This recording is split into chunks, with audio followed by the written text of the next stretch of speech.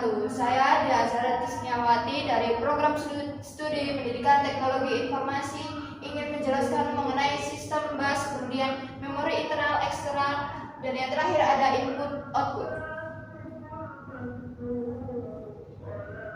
Sistem bus adalah kumpulan jalur atau saluran pada komputer yang digunakan untuk mentransfer data antar komponen seperti CPU, memori, dan perangkat input atau output yang memungkinkan komunikasi antar komponen dengan efisiensi yang tinggi.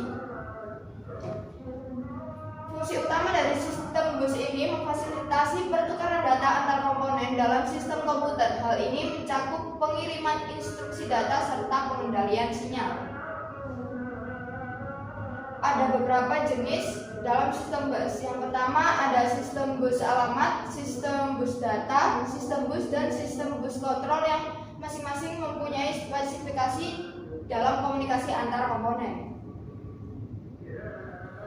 Arsitektur dalam bus ini menjelaskan bagaimana jalur-jalur ini tersusun dan saling berinteraksi. Desain yang baik akan meningkatkan efisiensi dan kecepatan dalam mentransfer data. Contoh dari sistem bus ini ada PCI, Peripheral Component Interconnect, terus kemudian ada USB atau Universal Serial Bus. Kedua sistem ini memungkinkan perangkat keras terhubung dan berkomunikasi dengan efisien.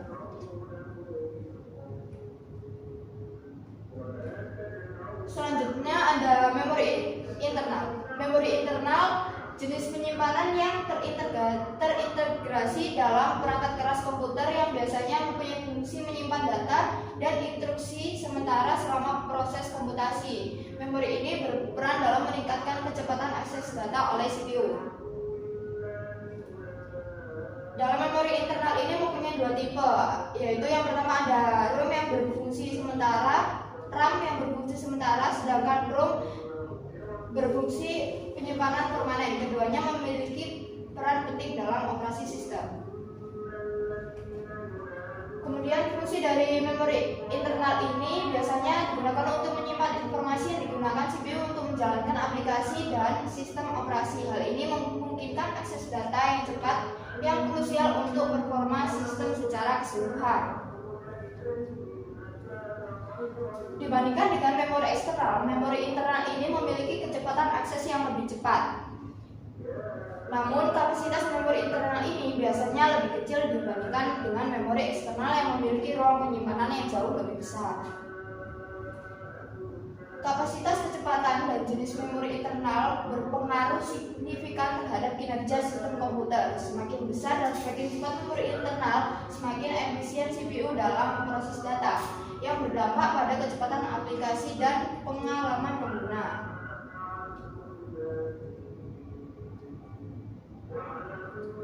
Memori eksternal adalah komponen perangkat keras yang menyimpan data secara permanen, berbeda dengan memori internal yang bersifat sementara. Contoh dari memori eksternal ini ada hard disk, SSD, dan flash drive.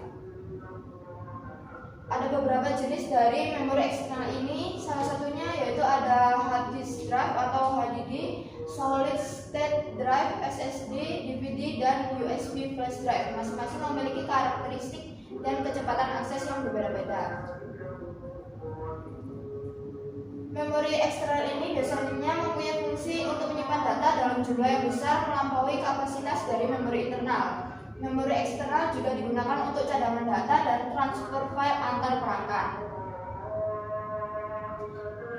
Kelebihan dari memori eksternal ini mampu menyimpan dengan kapasitas yang besar, portabilitas, dan biaya yang lebih efektif rendah. Ini menjadikan media ideal untuk pencadangan data dan penyimpanan dalam jangka yang panjang. Kekurangan dari memori eksternal ini termasuk kecepatan akses yang lebih lambat dibandingkan dengan memori internal dan risiko kehilangan atau kerusakan fisik. Memori eksternal banyak digunakan untuk menyimpan data pribadi, fotografi, videografi, serta perangkat lunak. Penggunaan yang luas di bidang bisnis dan pendidikan juga menjadi faktor penting dalam pemilihan jenis memori eksternal. Selanjutnya ada input output. Input adalah data atau sinyal yang dimasukkan ke dalam sistem komputer untuk diproses. Sedangkan output adalah hasil yang dihasilkan setelah pengolahan data. Kedua komponen ini memungkinkan komunikasi antara manusia dan mesin. Ada beberapa jenis perangkat input yang berfungsi untuk memberikan data ke komputer. Contohnya seperti keyboard, mouse, scanner, mikrofon. Masing-masing perangkat memiliki fungsi yang spesifik untuk mentransfer informasi ke dalam sistem. Perangkat output ini berfungsi untuk menyajikan hasil pemrosesan data kepada pengguna. Contohnya, perangkat output adalah monitor, printer, dan speaker yang masing-masing memiliki cara untuk menampilkan sebuah informasi. Proses input dan output dalam komputer dimulai dengan perangkat input yang mengirim data ke CPU untuk diolah, kemudian CPU mengirim hasilnya ke perangkat output. Sistem ini menciptakan interaksi yang menyeluruh kepada operasi komputer. Contoh input dan output yaitu seperti pengguna mengetik teks, itu termasuk inputnya, kemudian outputnya itu adalah di layar itu muncul kita mengetik teks tersebut. Proses ini menunjukkan hubungan langsung antara input, pemrosesan, serta output.